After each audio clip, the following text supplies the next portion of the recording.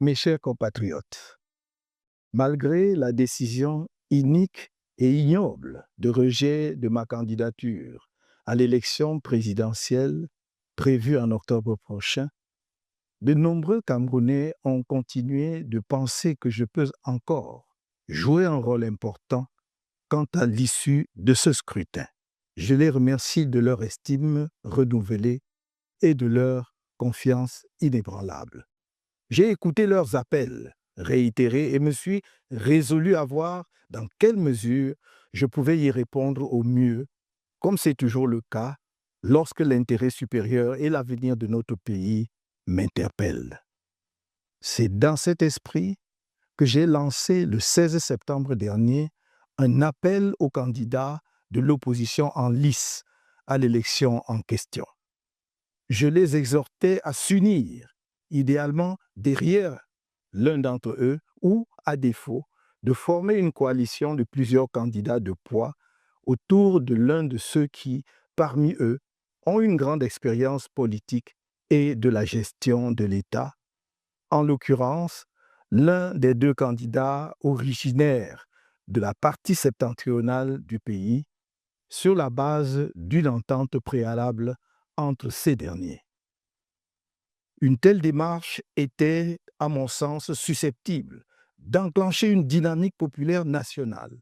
Elle aurait permis la mutualisation des efforts et d'éviter la dispersion des voix, rendant inéluctable la victoire du candidat porté par l'ensemble du peuple du changement, autant dire tout le peuple camerounais. Depuis cet appel, j'ai reçu et échangé avec 7 des 11 candidats de l'opposition, y compris les plus importants, ainsi que quelques personnalités de la société civile. Je n'ai pas épargné mes efforts pour encourager la réalisation d'une entente entre les candidats de l'UNDP et du FSNC afin de rendre possible une coalition, même limitée, des candidats de l'opposition autour d'eux. Cette démarche offrait, à mes yeux, une réelle chance de victoire qui répondrait au désir profond de changement qui monte du pays tout entier.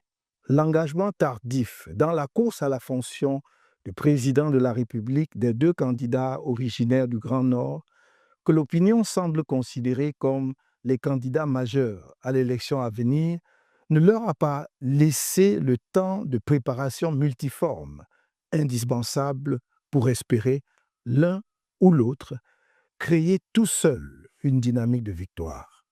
Aujourd'hui, vendredi 26 septembre 2025, nous sommes à la veille de l'ouverture de la période officielle de la campagne électorale, au cours de laquelle on devrait présenter un candidat de la coalition aux électeurs et à tout le peuple camerounais à travers le pays.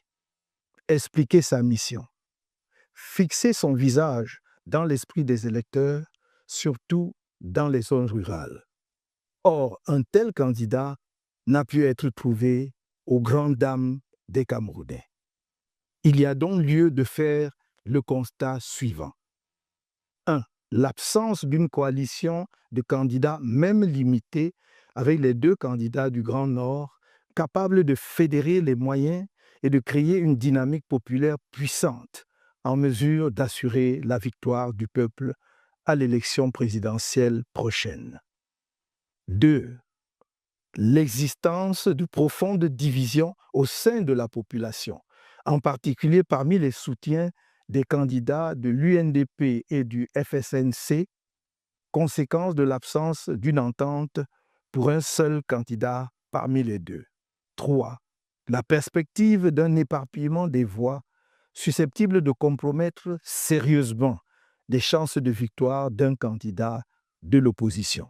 En conséquence de tout ce qui précède, nous, Maurice Kamto, et l'Alliance politique pour le changement, APC, qui soutenait ma candidature, sommes parvenus à la conclusion qu'il convient de laisser à chaque électeur la responsabilité pleine et entière de voter librement, en son âme et conscience, pour le candidat de l'opposition de son choix lors de l'élection présidentielle prévue le 12 octobre 2025. Vive le Cameroun!